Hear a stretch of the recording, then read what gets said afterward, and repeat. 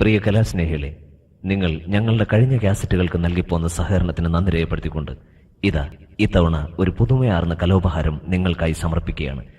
ആക്ഷേപഹാസ്യത്തിന് പ്രാധാന്യം കൊടുത്തുകൊണ്ട് ഞങ്ങൾ അവതരിപ്പിക്കുന്നു number 20 mimics mail.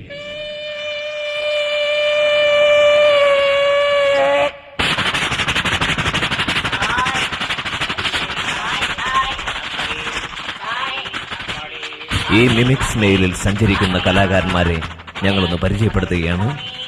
C Aravindaksha Kurup, Nadir Shah, Mansoor, Shiyas, Dileep, M L. Varghese and finally myself Abi.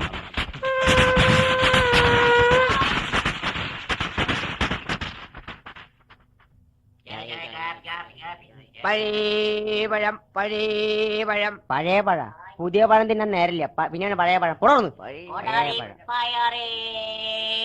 കൊടറിപ്പയർ അതെന്ത് പയറാണ് അത്? ഒരുപാട് പയർ കേട്ടുണ്ട്. ചെറുപയർ, വൻപയർ, ബീൻസ് പയർ, അങ്ങനെ ഒരുപാട് പയർ കേട്ടുണ്ട്. ഇതെന്താണ് കൊടറിപ്പയർ? ഇത് കൊടറിപ്പയർ എന്ന് പറഞ്ഞ പയറല്ല, ഇത് കൊട റിപ്പയർന്ന് കൊട നന്നാക്കാൻ നടക്കുന്ന ആളാണ്. കൊടറിപ്പയറാണ്.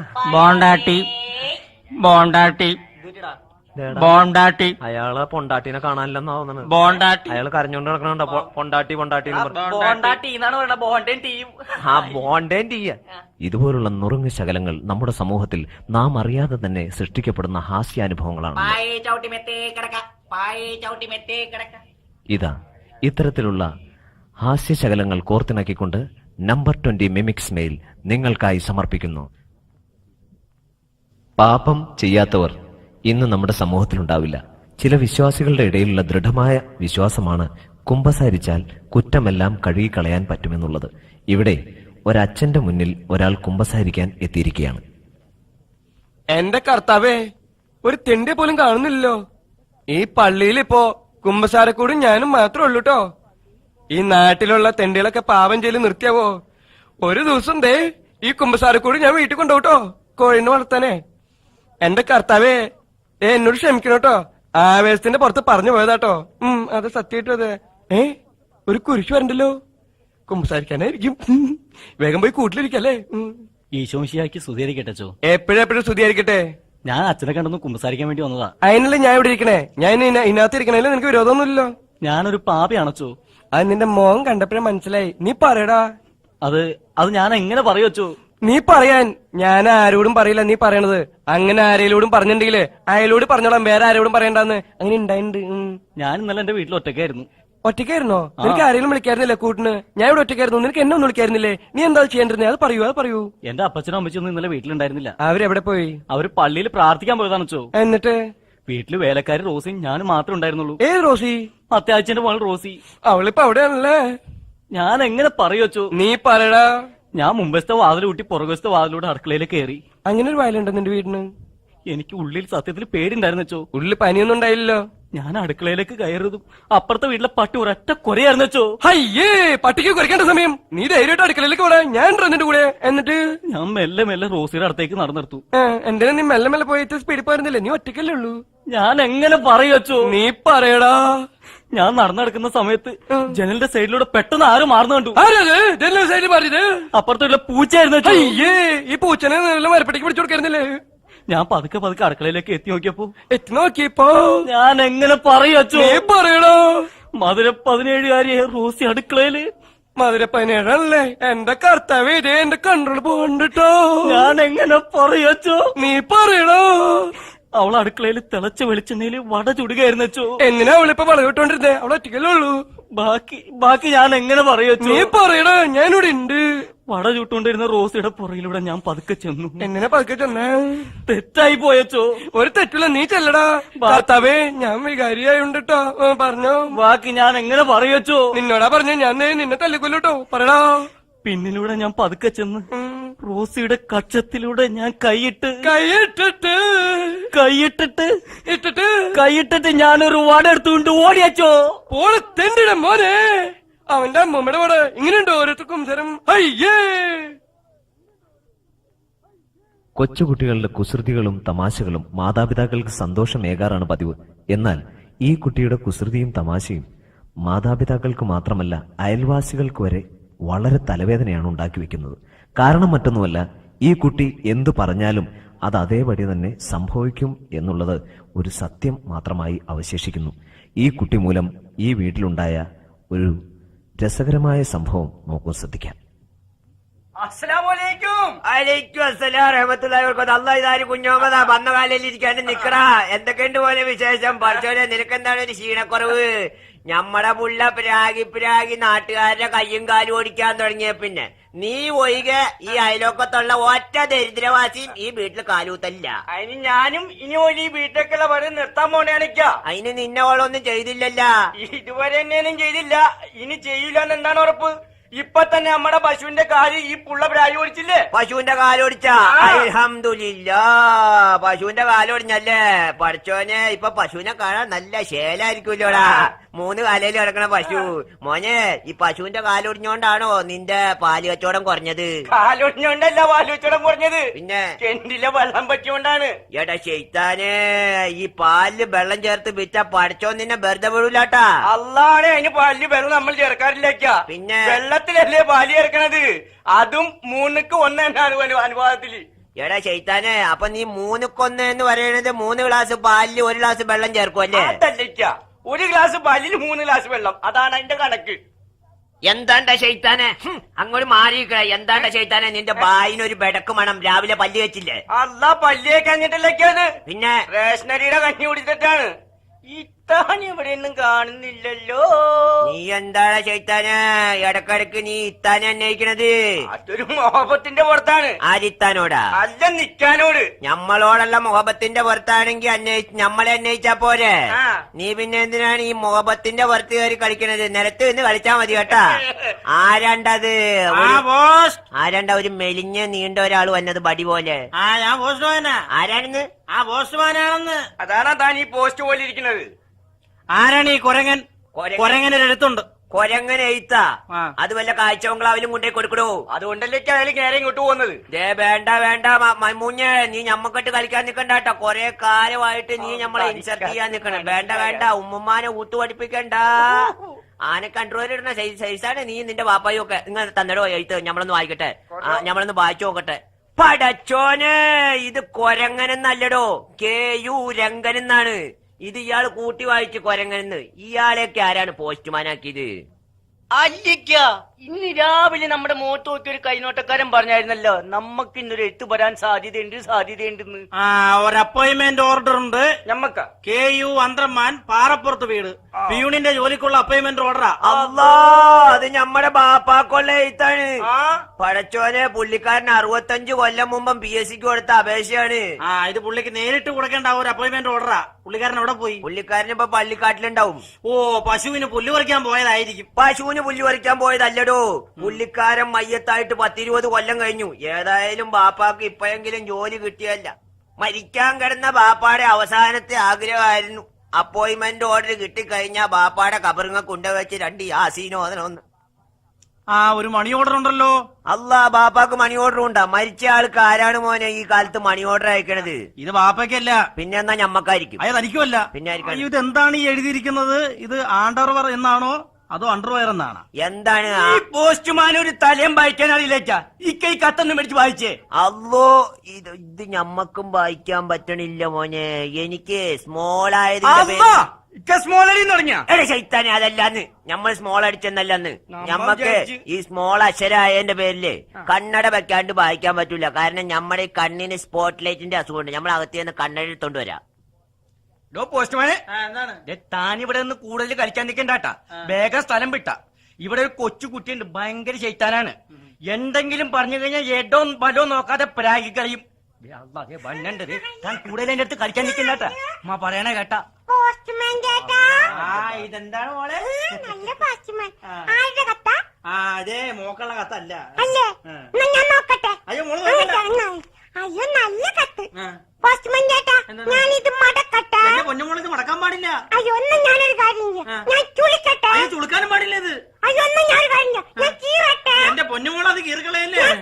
എന്റെ മോളത് കീറാൻ പാടില്ല. എന്റെ പൊന്നുമോളെ, എന്റെ ഭഗവാനെ, ഞാൻ എങ്ങനെ സമാധാനം പറയും? ഞാൻ പറഞ്ഞില്ല, കീറുന്നു. ഞാൻ പറഞ്ഞില്ല. കുരുത്തം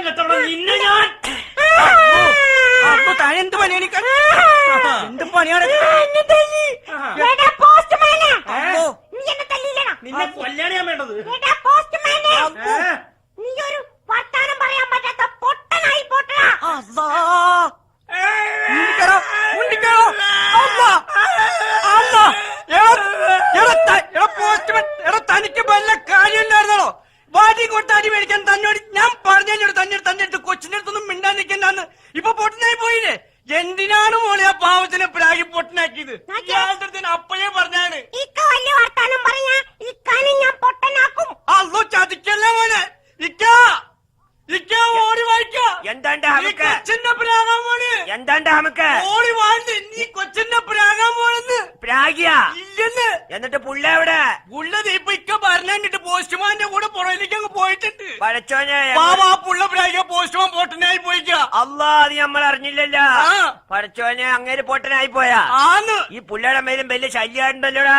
ആ കൊച്ചിനെ ഇവിടെ എങ്ങനെ വളർത്തിട്ട് യാതൊരു കാര്യമില്ല. ആ കൊച്ചിനെയൊക്കെ പിടിച്ചിട്ട് 4 പൊട്ടിക്കൽ കൊടുത്തിട്ടുണ്ടെങ്കിൽ കൊച്ചിന്റെ പ്രാക്കും പ്രാന്തൊക്കെ തന്നെ പമ്പ എടുക്കും. അറിയാം. നമ്മൾ ഇതുവരെ തല്ലിയിട്ടില്ല. ആ, ഇല്ല. ഏതായാലും ഇപ്പൊ 2 തല്ലു വെച്ച് കൊടുത്തു. അതിന്റെയാണ് കൊച്ചു കിടന്ന് പാടി തന്നെ കേട്ട്. പിടിച്ച് കൊടുക്ക്. പാടി ശൈത്താൻ ഇവിടെ. ആ കൊച്ചിനെ അങ്ങനെ ഇട്ടാ പറ്റില്ല. നീ നാട്ടുകാരെ പ്രാവൂല്ലടി. പ്രാവൂല്ലടി. പ്രാവൂല്ലടി. അങ്ങനെ കൊടുക്കണം. ആ. അങ്ങനെ ആ. കൊടുക്കണം. ആ. അങ്ങനെ കൊടുക്കണം. ഷെയ്ത്താൻ അങ്ങനെ പഠിപ്പിക്കരുത്. എന്താ? എന്നെ തല്ലിയില്ലേ? ആ. പാപ്പ എന്നെ തല്ലിയില്ലേ? എടാ കുഞ്ഞാമ്മതേ, പ്രാവാൻ പോവാണെന്ന് തോന്നടാ. അല്ലോ.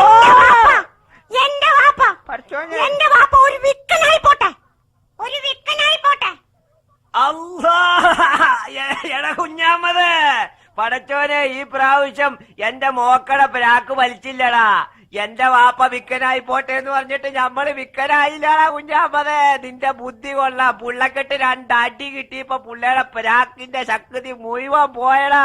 നീ എന്താടാ ഒന്നും മുണ്ടാത്തത്? എടാ കുഞ്ഞാമ്മതെ, ഞമ്മള് വിക്കനായില്ലാന്ന്. ഞമ്മക്കൊന്നും പറ്റിയില്ലാന്ന്.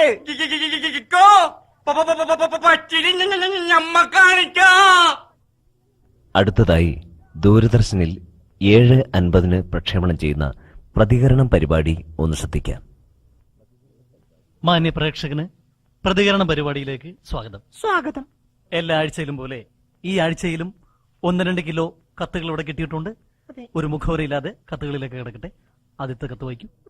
കോട്ടയത്തു നിന്നും sister Dettol, sister petrol, sister cabbage, sister beetroot തുടങ്ങിയവരും അതുപോലെ കുറച്ച് വിദ്യാർത്ഥിനികളും ചേർന്ന് എഴുതിയിരിക്കുകയാണ്. എന്താണ് എഴുതിയിരിക്കുന്നത്?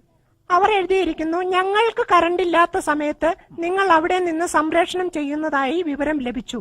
അതുകൊണ്ട് ഇതൊന്ന് അവസാനിപ്പിച്ചുകൂടെ എന്ന്. ഇതെവിടെ വന്നിരിക്കുന്നത്? ഇത് കോട്ടയത്ത് നിന്ന്. കോട്ടയത്ത് നിന്ന്. നിങ്ങൾക്ക് കരണ്ടില്ലാത്ത സമയത്ത് ഞങ്ങൾ ഇവിടുന്ന് സംപ്രേഷണം ചെയ്യുന്നു എന്നാണല്ലോ കത്ത് പറഞ്ഞിരിക്കുന്നത്. അതെ. തീർച്ചയായിട്ടും അതിൽ അപാകതയൊന്നുമില്ല. കാരണം ഞങ്ങൾക്ക് കറണ്ടില്ലാത്ത സമയത്തും ഞങ്ങൾ ഇവിടുന്ന് സംപ്രേഷണം ചെയ്യുന്നുണ്ട്. അത് ശ്രദ്ധിച്ചിരിക്കുമല്ലോ.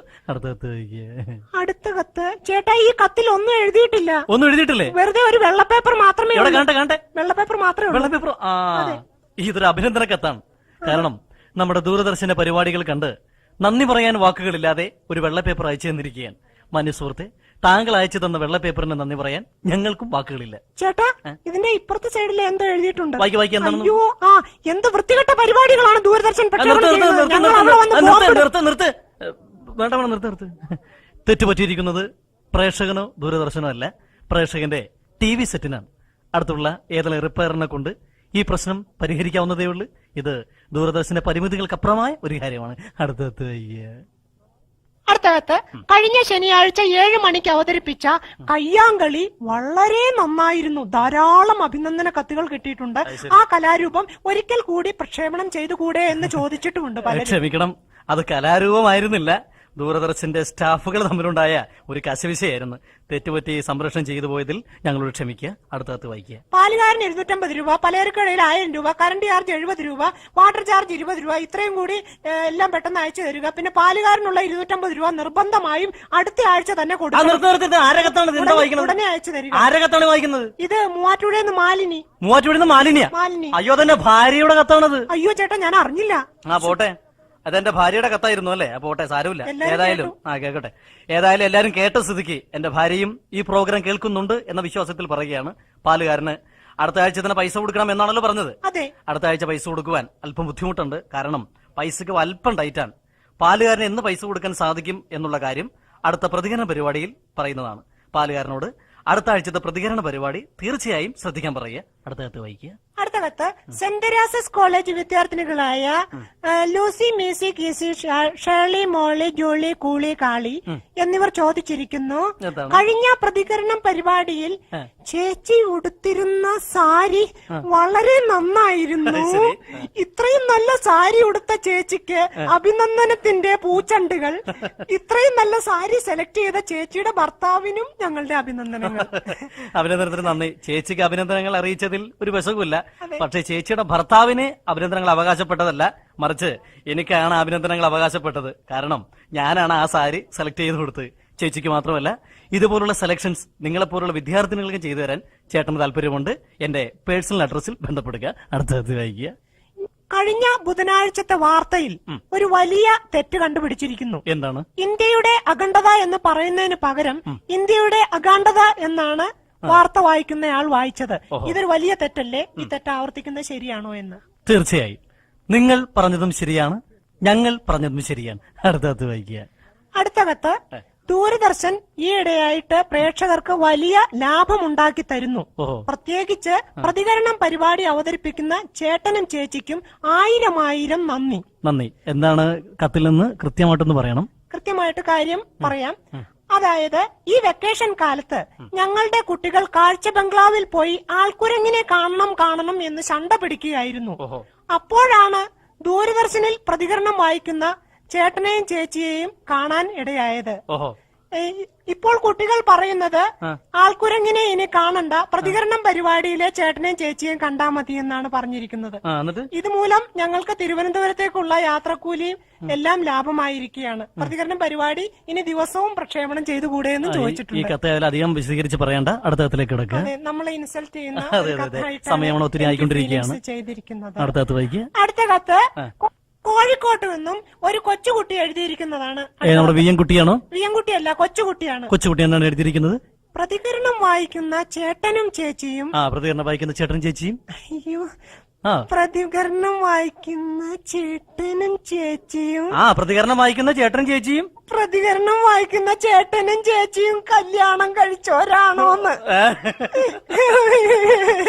ഇത് ദൂരദർശന്റെ പരിമിതികൾക്ക് അപ്പുറമായൊരു കാര്യമാണ്. ഞങ്ങളും ഈ പ്രശ്നം ചർച്ച ചെയ്യാതിരിക്കാറില്ല. ഏതായാലും മാന്യ പ്രേക്ഷകന് വേണ്ടി ഈ പ്രശ്നം ഞങ്ങൾ ഉടൻ തന്നെ നടപ്പിലാക്കാൻ ശ്രമിക്കാം. പ്രതികരണ പരിപാടി അവസാനിക്കാൻ സമയമായിക്കൊണ്ടിരിക്കുകയാണ്. കൂടാതെ സെക്കൻഡ് ഷോവിനും സമയമായിക്കൊണ്ടിരിക്കുകയാണ്. പ്രതികരണ പരിപാടി ഇനി അടുത്ത ആഴ്ച.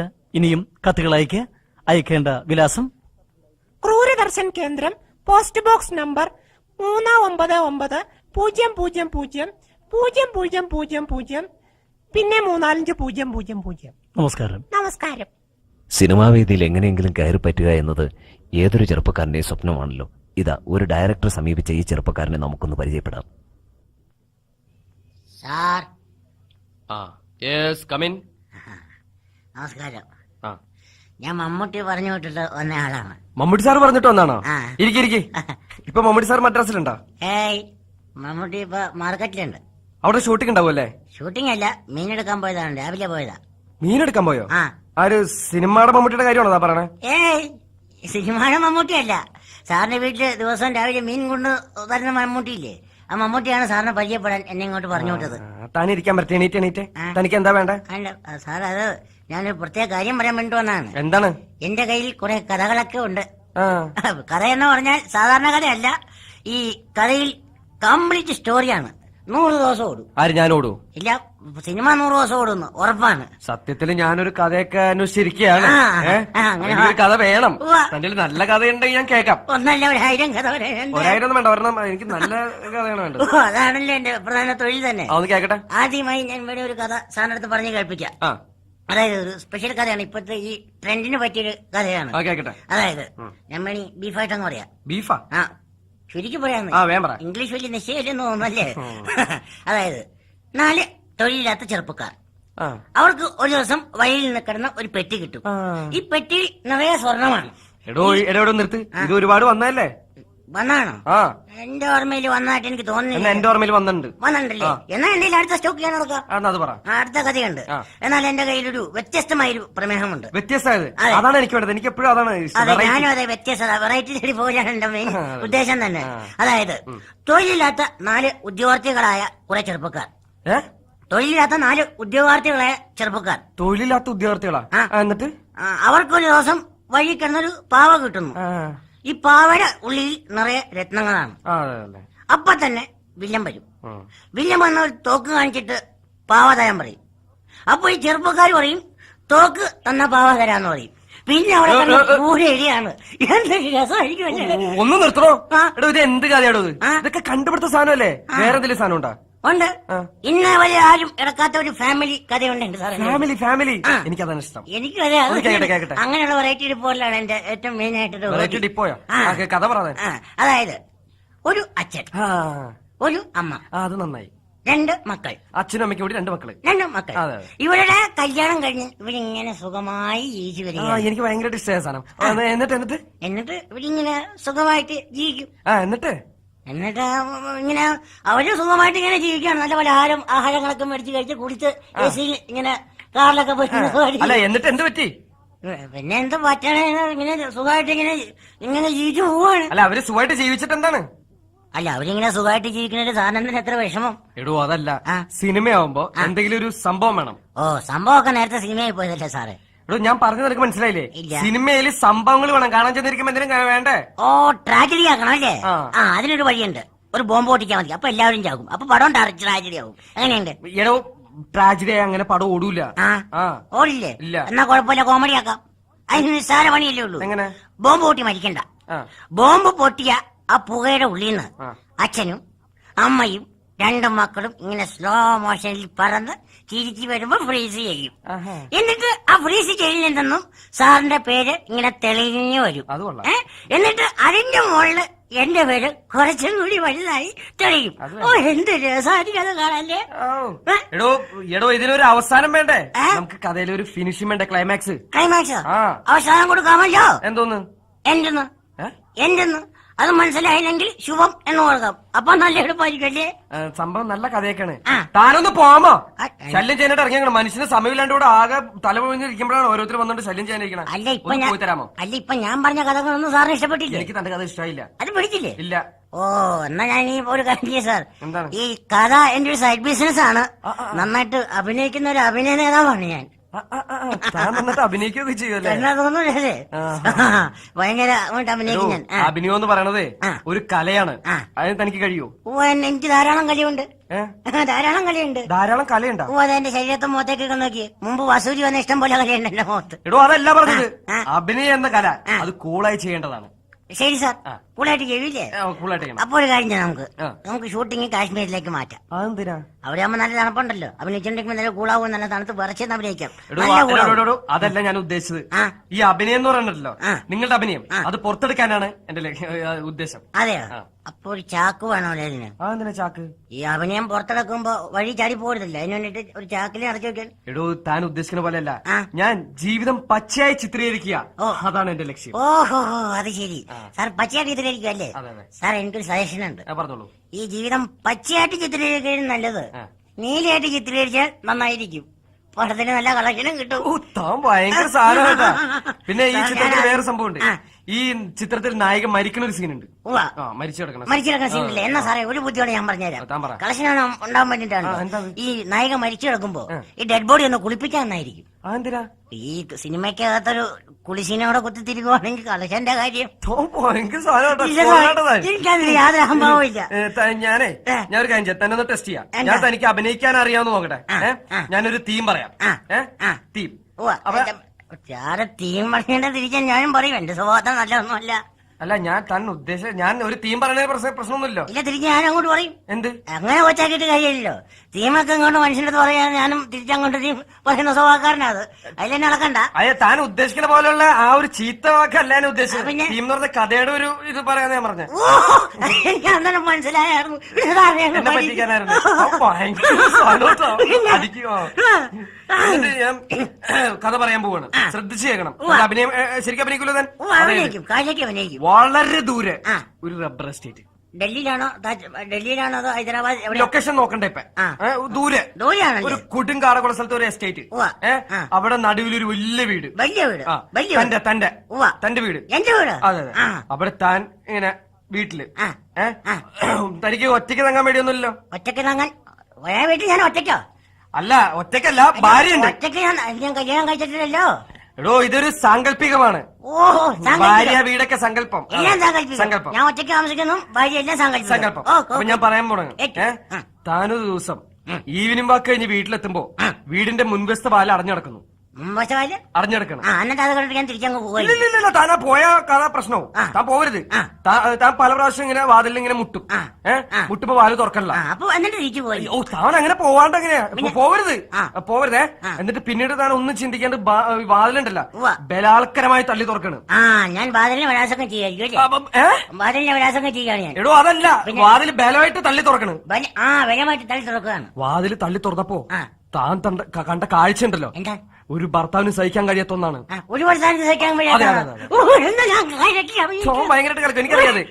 താൻ ബെഡ്റൂമില് അങ്ങനെ വാല് തുറന്ന അകത്തേക്ക് വരുമ്പോ ബെഡ്റൂമില് കട്ടിലിന് മുകളില് തന്റെ ഭാര്യയും കാമുവിനും കെട്ടിപ്പിടിച്ച് കിടക്കുന്ന കാഴ്ചയുണ്ട് താൻ കാണുന്നത്. ഇത് കണ്ട് താൻ ഷോക്കായിട്ട് നിൽക്കുന്നത്. എന്റെ ഭാര്യ ഞാൻ കല്യാണം കഴിക്കാനാണ് കെട്ടിപ്പിടിച്ച് കിടക്കുന്ന ഒരു അവസ്ഥ വരില്ല. അല്ല, സങ്കല്പം. ഓ, എല്ലാം സങ്കല്പമാണ്. താനൊന്നും ഞാൻ പറഞ്ഞ മനസ്സിലായില്ല, താന്ന് പറഞ്ഞേ. അതായത് ഞാനൊരു ദിവസം ഈവനിംഗ് വാക്കൊക്കെ കഴിഞ്ഞ് രാവിലെ ഈവനിംഗ് വാക്കൊക്കെ കഴിഞ്ഞ് ഇങ്ങനെ രാവിലെ ഈവനിംഗ് വാക്കാ? എടോ, ഈവനിംഗ് വാക്ക് വൈകുന്നേരമാണ്. സാർ രാവിലെ കഴിഞ്ഞിട്ടാണല്ലേ വൈകുന്നേരം വരുന്നതെന്ന് സാറിനൊന്ന് മനസ്സിലാക്കണം. പിന്നെ വൈകുന്നേരത്തിന് ഒരു രാവിലെ ആണെന്നും സാർ മനസ്സിലാക്കണം. താൻ എന്താണ് ഈ പറയണേ? അല്ല, മനസ്സിലായത് പറ. എന്നിട്ട് ഞാനിങ്ങനെ ഇതൊക്കെ കഴിഞ്ഞ് വാക്കെല്ലാം കഴിഞ്ഞ് നടന്ന് വന്ന് വാതില് ചെന്ന് മുട്ടുന്നു. ടക്ക് ടക്ക് 3-4 പ്രാവശ്യം മുട്ടുന്നു. തുറക്കുന്നില്ല. എന്റെ ബലം പിടിച്ചെന്ന് തുറന്നു നോക്കും. എന്റെ ബലമായിട്ട് ഇങ്ങനെ തുറന്നു കഴിയുമ്പോ മുറിക്കകത്ത് കക്കൂസ്. സാർ, ഒരു മുറിയായ ഒരു കക്കൂസ് ഉണ്ടെന്ന് സാർ മനസ്സിലാക്കണം. ഒരു കക്കൂസായ അവിടെ ഒരു മുറിയുണ്ടെന്നും സാർ മനസ്സിലാക്കണം. അല്ലാതെ വെറുതെ ചൂടായിട്ട് കാര്യമില്ല. അതല്ല, ഞാൻ പറഞ്ഞില്ലേ, വാലങ്ങ് താനിങ്ങനെ ആ വാലോട് തുറന്നു നോക്കുമ്പോ ഇടനാഴിലേക്ക് കയറാണ്. അവിടെ കട്ടിലിങ്ങനെ കട്ടില് പറഞ്ഞേ. അയ്യോ, സാറിന്റെ കാര്യം പറഞ്ഞ ഞാൻ ഇങ്ങനെ ഡോറ് മുട്ടിട്ട് തുറക്കുന്നില്ല. എന്നെ ഞാൻ ഭയമായിട്ട് ഇങ്ങനെ വാല് തുറക്കുന്നു. വാല് തുറന്നു കഴിയുമ്പോ ഭാര്യ അടിയില്. ഭാര്യ അതിന്റെ മുകളിൽ കട്ടില്, അതിന്റെ മുകളിൽ കാമുക, അതിന്റെ മുകളിൽ ഞാൻ. എടോ, ഞാൻ പറഞ്ഞത് എനിക്ക് മനസ്സിലായില്ലേ? വാതിൽ തുറന്ന് താൻ നോക്കി കുറച്ചാണ്ട് നോക്കുമ്പോ ഭാര്യ ഇങ്ങനെ കട്ടിലിന്റെ മുകളില് ഭാര്യ, അതിന്റെ അടുത്ത് കാമുകൻ കെട്ടിപ്പിടിച്ച് കിടക്കണു. അതാണ് ഷോക്ക് അടിച്ചത്. ഇപ്പോഴാണ് എന്നെ മനസ്സിലാക്കുന്നത്. സാർ, അല്ല ഈ ഭാര്യ ശരിക്കും സംശയമില്ല. സംശയമില്ലല്ലോ. ഒന്ന് അഭിനയിച്ചു നോക്കി. അപ്പൊ ഞാൻ ഒരു 1, 2, 3 ആക്ഷൻ പറയും. അല്ല, അഭിനയിക്കാൻ ഒരു ഇത് കിട്ടാനല്ലോ. സിനിമയിലൊക്കെ എങ്ങനെയാണ്? 1, 2, 3 ആക്ഷൻ.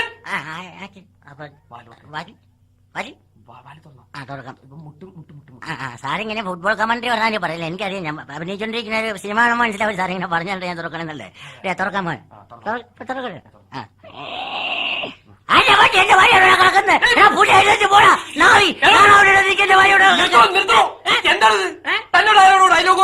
അല്ല, എന്റെ ഭാര്യയുടെ കൂടെ ഒരു കാമുകം വന്നെടുക്കുമ്പോ ഏതൊക്കെയാലും ഒരു ഭർത്താവ് സ്വാഭാവികമായിട്ട് പറഞ്ഞു. ഇതിനകത്ത് ഡയലോഗ് ഇല്ല. ഇല്ല സാർ, ഒരു ഭാര്യയുടെ അടുത്ത് ഭർത്താവ് ദേഷ്യപ്പെടുന്നത് സ്വാഭാവികമാണെന്ന് സാർ മനസ്സിലാക്കണം. അതുപോലെ ഭർത്താവിന്റെ അടുത്ത് ഭാര്യയും ദേഷ്യപ്പെടുന്നുള്ളത് സാറിന് മനസ്സിലാക്കണം. ഈശ്വരോ, ഞാൻ പറഞ്ഞ മനസ്സിലല്ലേ, ഈ പടത്തില് താൻ ഡയലോഗ് ഒന്നും പറയണ്ട. കംപ്ലീറ്റ് എക്സ്പ്രഷൻ ആണ്.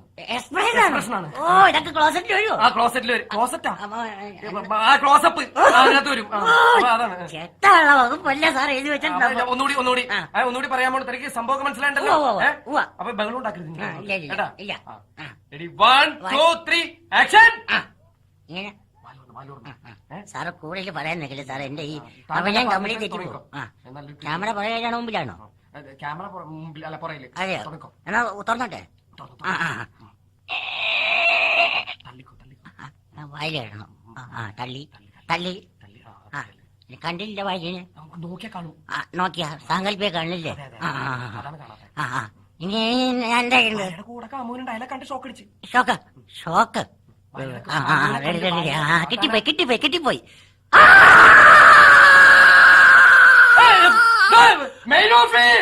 തന്നോട് ആരോട് പറഞ്ഞ പ്ലഗിനുള്ളിൽ കൈയിടാൻ? തനിക്ക് ഷോക്ക് അടിച്ചില്ലേ? താനെന്ത് പോക്കത്തിനാ കാണിക്കണേ? അപ്പൊ സാറിനെ പറഞ്ഞ അതിനകത്തേക്ക് കയറി ഭാര്യനെ കാണുമ്പോ ഷോക്ക് അടിച്ചിരിക്കുന്നു സാറിനെ പറഞ്ഞത്. അത്രയല്ലേ പറഞ്ഞോളൂ. തന്നോട് പ്ലഗിന്റെ ഉള്ളിൽ കൈയിടാൻ പറഞ്ഞ? പ്ലഗിന്റെ അത് പിന്നെ പ്ലഗിന്റെ ഉള്ളിൽ കൈയിട്ടാലേ ഷോക്ക് അടിക്കുള്ളൂ. എടോ താൻ കൊലപാതകത്തിന് ഉത്തരം പറയിപ്പിക്കുമല്ലോ.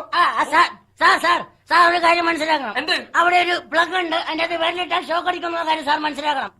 ഷോക്ക് അടിച്ചാൽ മനുഷ്യൻ കിടന്ന് അലറും എന്നുള്ള കാര്യം കൂടി സാർ മനസ്സിലാക്കണം. ഇവിടെ കിടന്ന് അലറിയ തന്നെ കൊല്ലും എന്നുള്ള കാര്യം താനും മനസ്സിലാക്കണം. ഒന്ന് ഞാൻ കുഴിച്ചു മൂടും എന്നുള്ള കാര്യം കൂടി സാർ മനസ്സിലാക്കണം. ഇറങ്ങി പോടാ. ഇന്ന് റേഡിയോ ഓൺ ചെയ്തു കഴിഞ്ഞാൽ ചലച്ചിത്രഗാനങ്ങളെക്കാളേറെ പരസ്യ പ്രക്ഷേപണങ്ങളാണ് കേൾക്കാൻ സാധിക്കുക. ഇതാ നമുക്ക് അല്പസമയം ഈ പരസ്യ പ്രക്ഷേപണങ്ങൾ ഒന്ന് ശ്രദ്ധിക്കാം. ആകാശവാണി തൃശൂർ, തിരുവനന്തപുരം, ആലപ്പുഴ.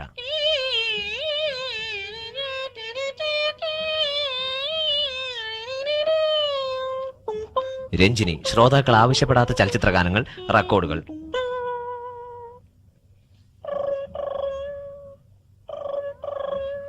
ഹലോ ഹലോ, മോള് ബോംബെന്നാണോ? അതെ ഡാഡി. മോള് ബോംബെന്ന് പറയുമ്പോ തുണിയില്ലാതേക്ക് പോന്നാ മതി കേട്ടോ. അതെന്താ ഡാഡി? ഇവിടെ കോട്ടയം അയ്യപ്പാസല്ലേ ഉള്ളത്. അയ്യപ്പത്തിന്റെ അകത്തോം തകത്തോം സാമിറ്റിന്റെ അകത്തോം തകത്തോം അയ്യപ്പത്തിന്റെ അകത്തോം തകത്തോം സാമിറ്റിന്റെ അകത്തോം. മലയാള സിനിമയിൽ മെഗാസ്റ്റാർ മമ്മൂട്ടി മാമുക്കോയെ അനുകരിക്കുന്ന ഏക ചിത്രം ദന്തമാനസം. അവനറിയാതെ വളർന്നതോ ഓന്ത്രം പല്ലുകൾ. 27 കൊല്ലത്തോളം പല്ലു തേക്കാതിരുന്ന പല്ലുറുമീസിന്റെ അസഹ്യമായ വായ്നാറ്റത്തിന്റെ കരളലിയിക്കുന്ന കഥന കഥ ദന്തമാനസം. എല്ലാ പ്രദർശനശാലകളിലും കാണികളില്ലാതെ പ്രദർശനം തുടരുന്നു. ദന്തമാനസം കുടുംബസമേതം അകന്നിരുന്ന് കാണേണ്ട ഏക ചിത്രം ദന്തമാനസം.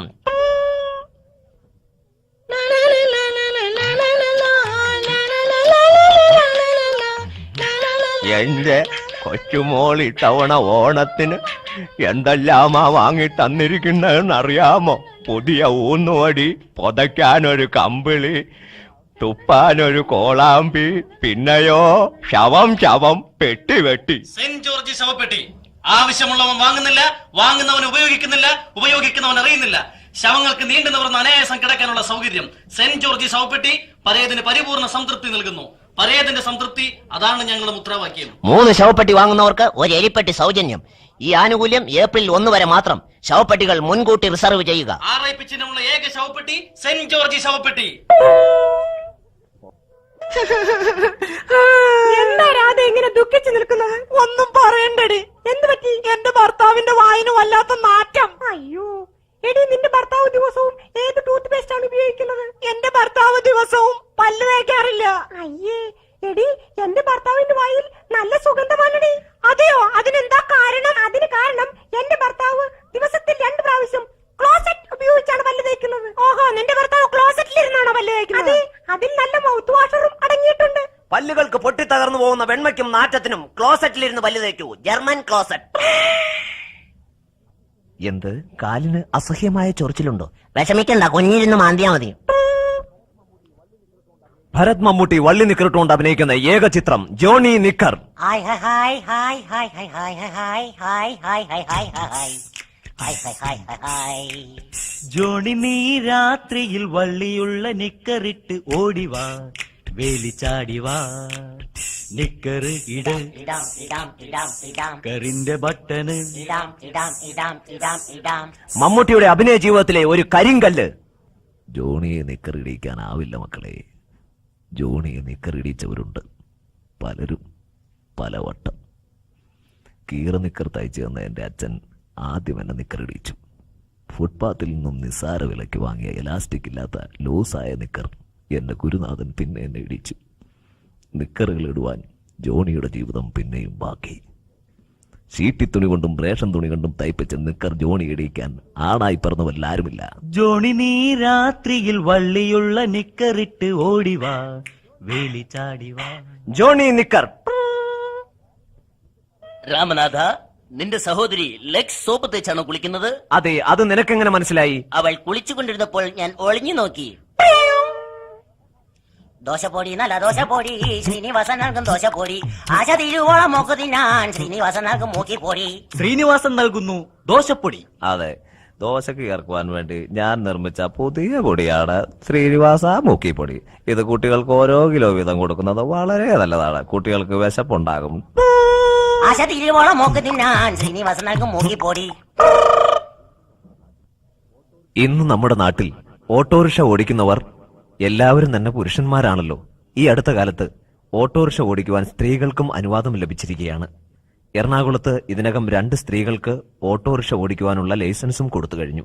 വരും കാലയളവിൽ സ്ത്രീകൾ ഓട്ടോറിക്ഷ ഡ്രൈവർമാരാകുകയാണെങ്കിൽ എന്തായിരിക്കും സംഭവിക്കുക? നമുക്ക് ഹാസ്യഭാവനയിൽ ഒന്ന് ശ്രദ്ധിക്കാം.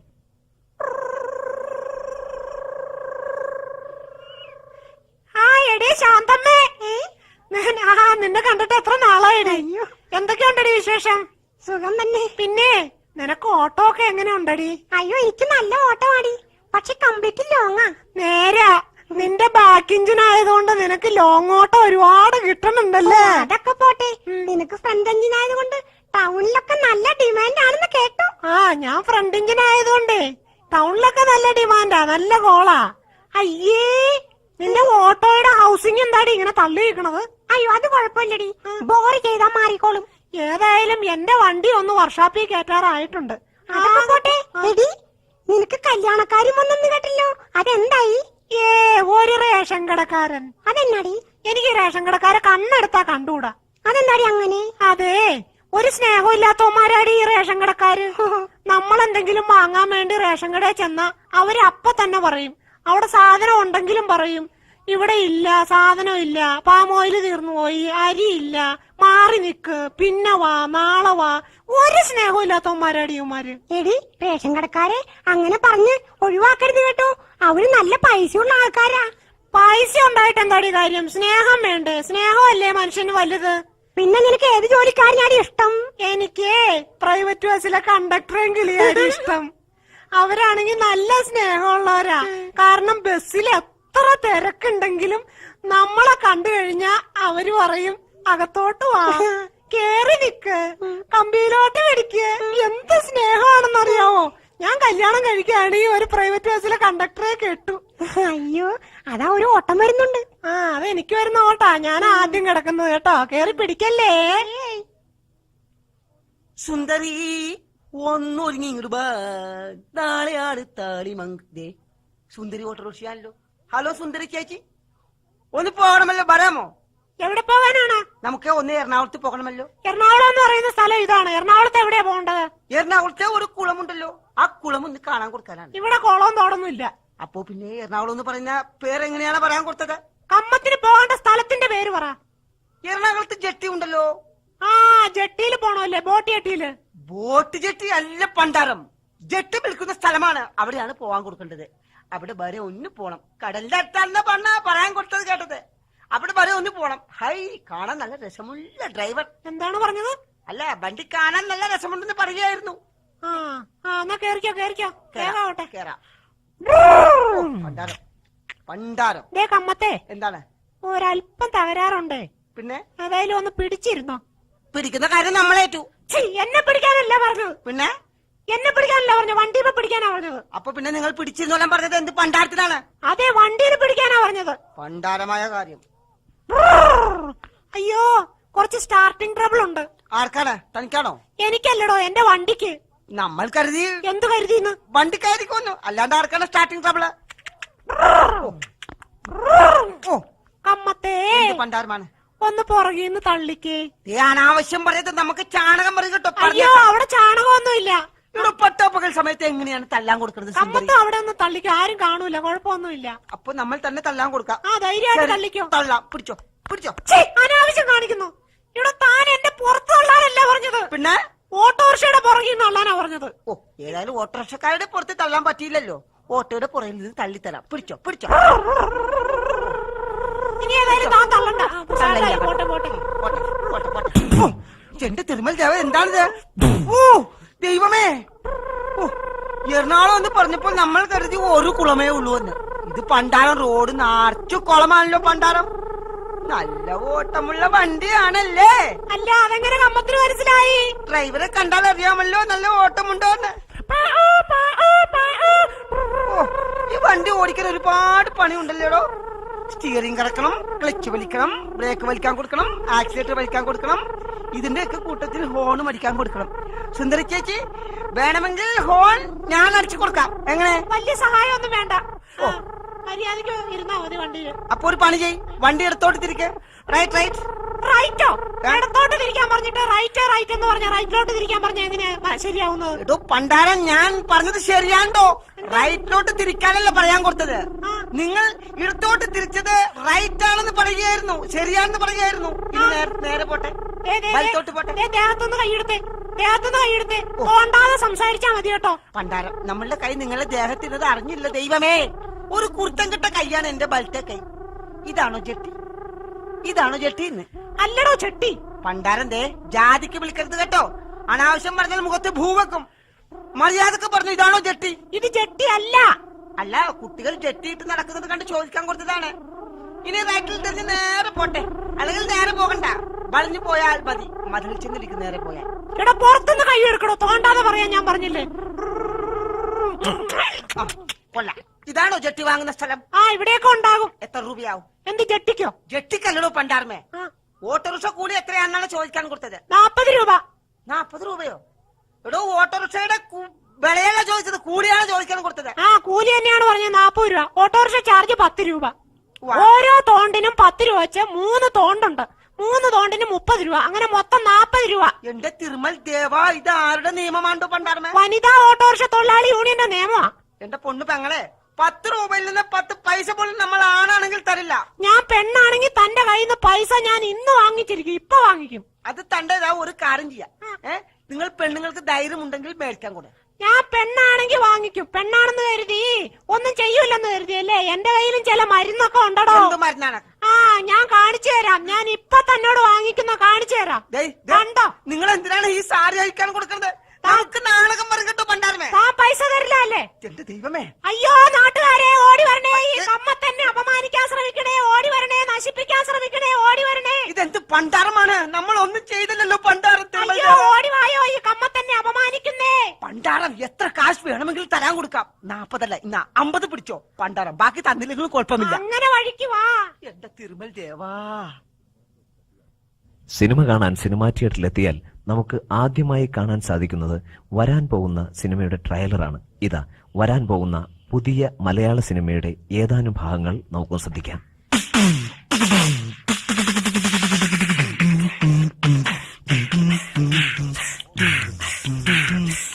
മോഹൻലാൽ സ്വന്തമായി പണം മുടക്കി, സ്വന്തമായി അഭിനയിച്ച്, സ്വന്തമായി പണമുണ്ടാക്കാൻ ആഗ്രഹിക്കുന്ന ഒരു ഹാർട്ട് അറ്റാക്കിയ ചിത്രം ബാർബർ കുട്ടപ്പൻ.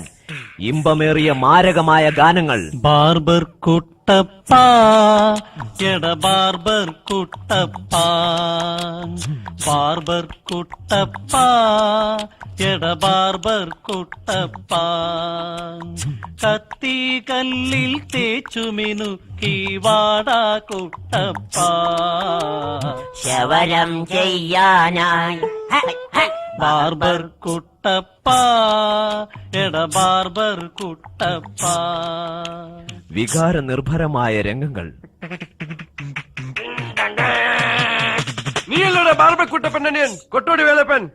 അതെ, അത് നിങ്ങൾക്ക് എങ്ങനെ മനസ്സിലായി? ഞാനാണ് ബാർബർ കുട്ടപ്പൻ. ഇക്കാ. അനിയോ. പിരിഞ്ഞുപോയ സഹോദരങ്ങൾ വീണ്ടും കണ്ടുമുട്ടുന്നു. ശ്വാസം മുട്ടിക്കുന്ന ഹൃദയഹാരിയായ ശോകരംഗങ്ങൾ. അമ്മേ.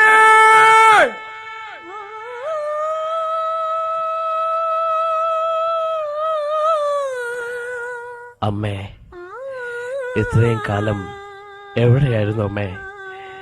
ഞാൻ എവിടെയൊക്കെ അന്വേഷിച്ചു, ഒരു വാക്ക് പോലും പറയാതെ. എന്താ ഇത്? പറയൂ അമ്മേ, എവിടെയായിരുന്നു? ഞാൻ അടുത്ത് വിട്ട് കല്യാണത്തിന് പോയതന്നെ ചെക്ക. ഇക്കിളിപ്പെടുത്തുന്ന പ്രണയരംഗങ്ങൾ. മുടി മുറിക്കാൻ, ബോബു ചെയ്യാൻ, ഈ മുടി എന്നുടേ ചെയ്താൽ നാണിക്കുമോ പെണ്ണു നാണിക്കുമോ?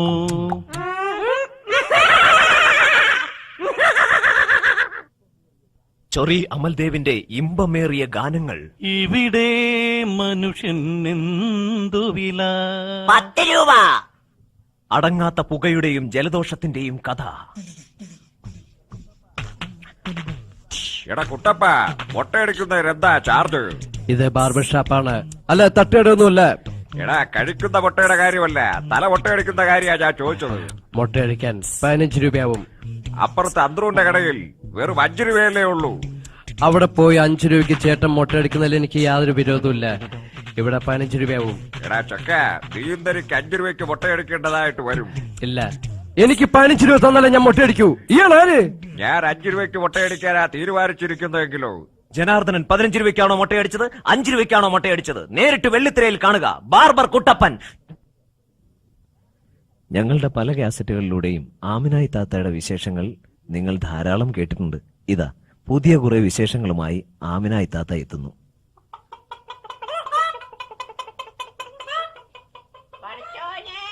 ഈ കോഴിയുടെ മേലെ ഇത്ര മേലെ പഠിച്ച കോഴി ആ കാറ്റിലിന്റെ ചോട് മുഴുവൻ പഠിച്ചോനെ കിള്ളി പൊളിച്ച് നാശമാക്കി. എന്നിട്ട് ആ ചേനത്തന്റെ കയറി ഇരുന്ന് തൂളിയിട്ടു. ഇങ്ങനെ അമുക്ക് പിടിച്ച കോഴി. ആരുടെ അടുത്താണ് കാലത്ത് തന്നെ ഒച്ചെടുക്കണത്? അല്ലാ, ഇതാരാ ഇത്? എന്താടാ ജായില്? അല്ല ജലീല്, നീ എപ്പോഴാ വന്നേ? നിന്നെ കണ്ടില്ലല്ലോ. പഠിച്ചോനെ, ഞാനിപ്പോ വന്നിട്ട് 2-3 ആഴ്ച ചെയ്താ. എന്റെ മോനെ, ഈ കോഴിയുടെ മേലെ തീരെ ചരഞ്ഞൂതിയില്ല മോനെ. ഞാൻ ആ പരിക്കാത്തോട്ട് കേറി പോകുമ്പോ ഈ കോഴി വന്നിട്ട് ഇറങ്ങേറുണ്ടാക്കാൻ തുടങ്ങും. എന്താ അനുസരണയില്ലാത്ത മോനെ, ഈ കോഴിയെ തീരെ ചെല്ലുള്ളില്ല.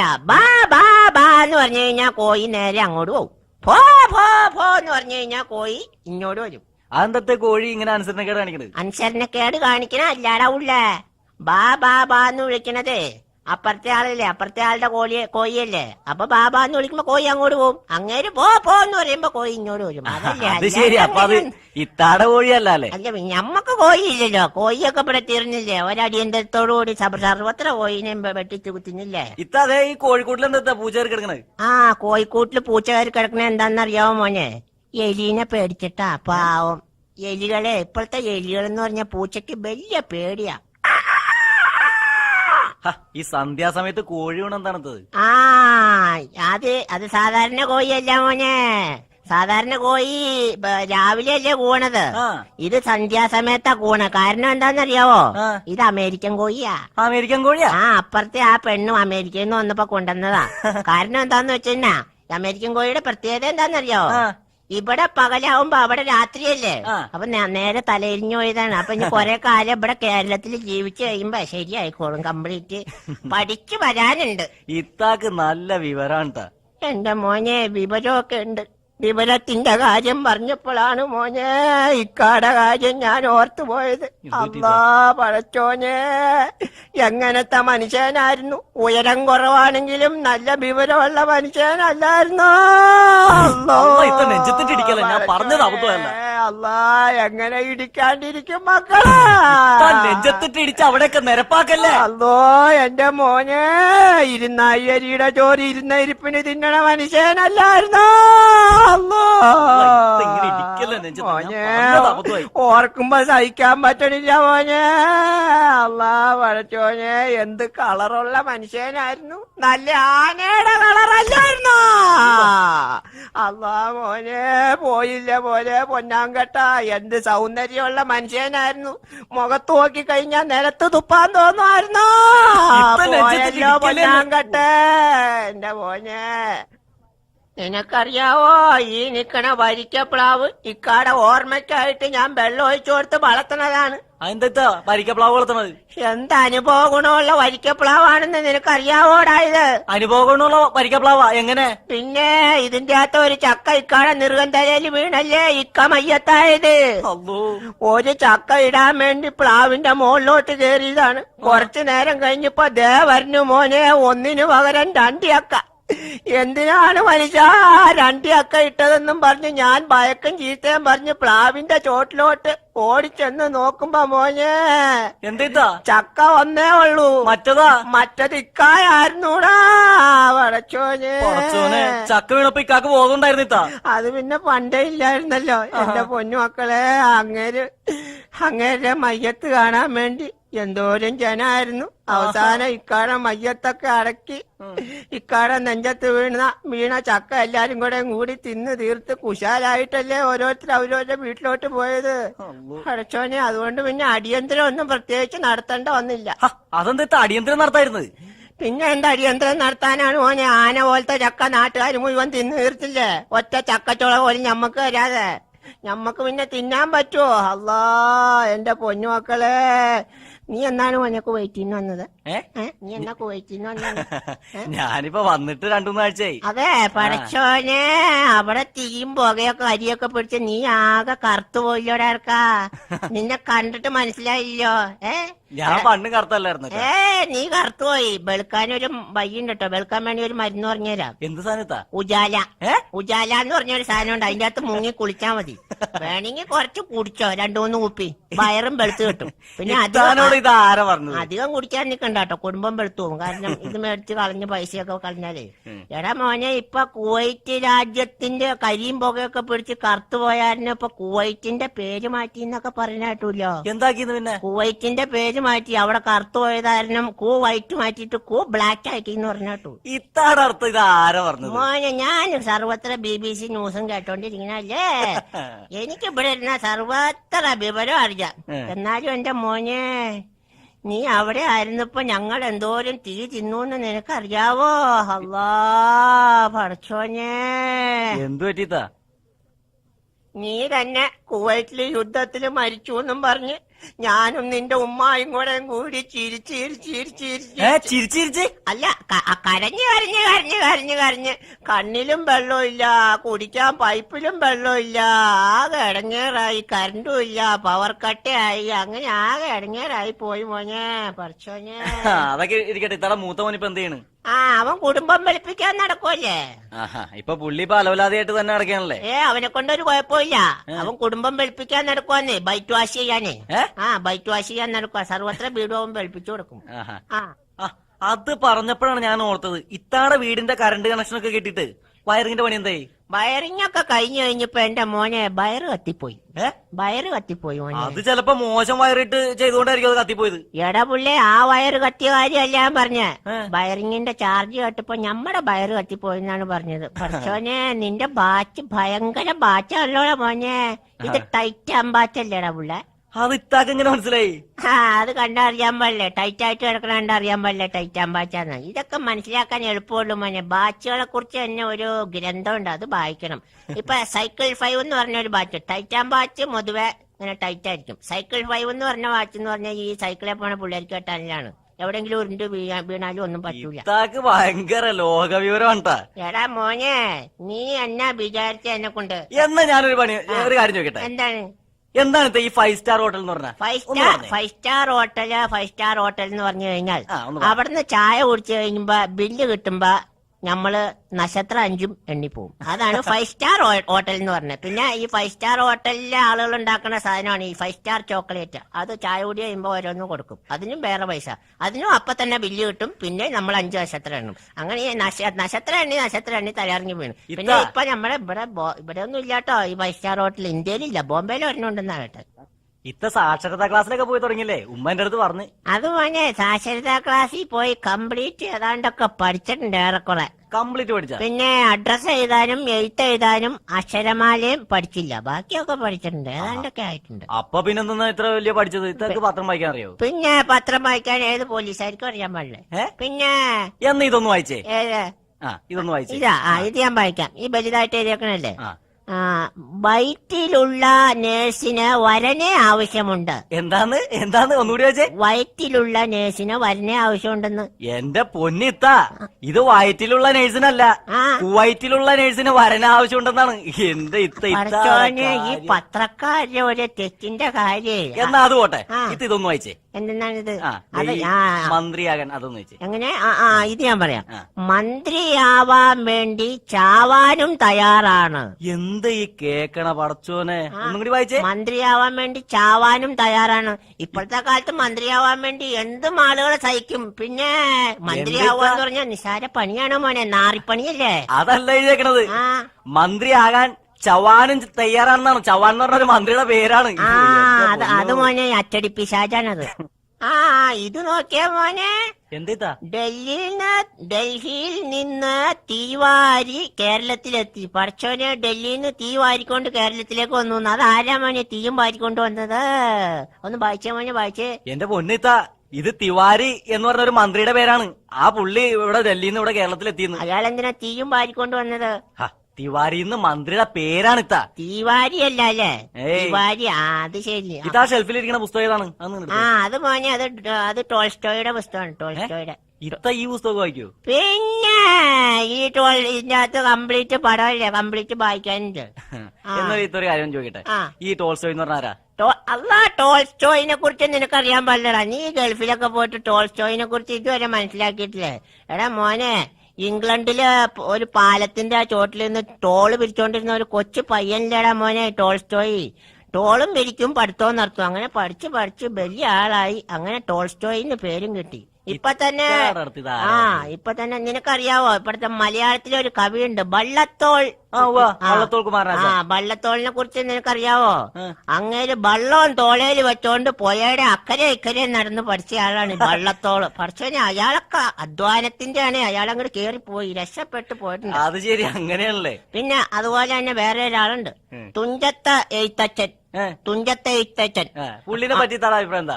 തുഞ്ചത്തെ എഴുത്തച്ഛനെ കുറിച്ച് നിനക്കറിയാവോ? പഠിക്കാൻ വീട്ടില് സ്ഥലമില്ലാത്തോണ്ട് മരത്തിന്റെ തുഞ്ചത്ത് കയറിയിരുന്ന് പഠിച്ചല്ലേ പുള്ളി വലിയ ആളായത്. അതുപോലെ കോട്ടയം ടൗണില് മുട്ടത്ത് വർക്കി, കോട്ടയം ടൗണില് മുട്ടയും വിറ്റോണ്ട് നടന്ന ആളല്ലേ.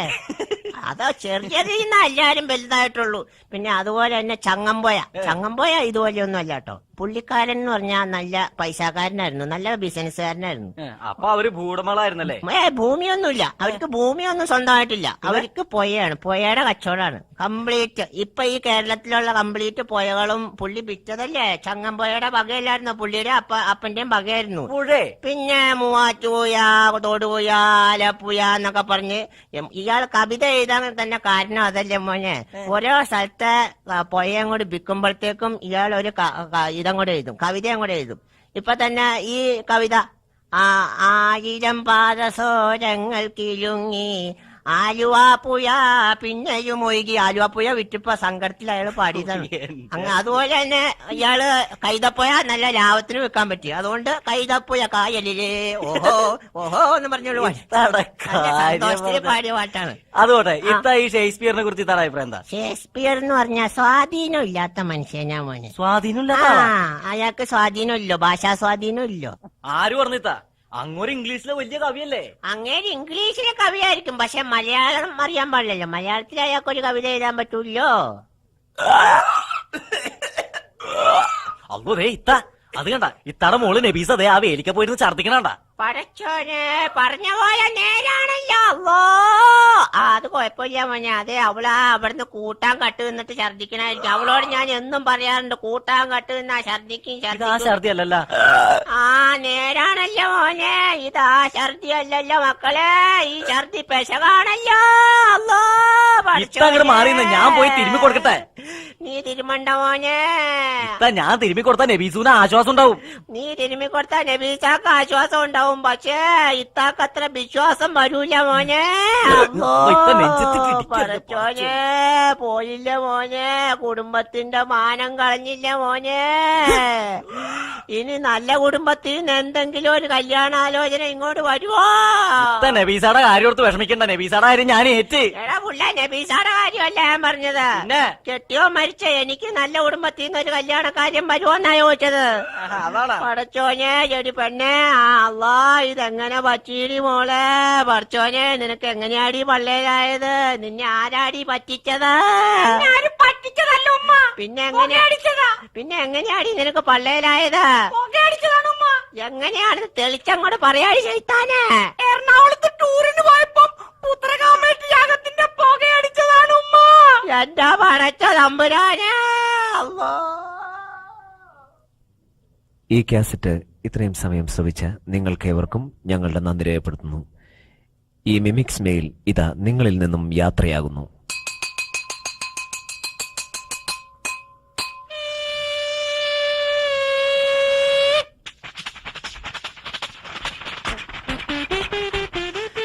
ഈ കലാവിരുന്നിൽ അണിനിരക്കുന്ന കലാകാരന്മാരെ ഞങ്ങൾ ഒരിക്കൽ കൂടി പരിചയപ്പെടുത്തുകയാണ്. C Aravindaksh Kurup, M L. Varghese, Nadir Shah, Shiyas, Dileep, and finally myself, Abhi.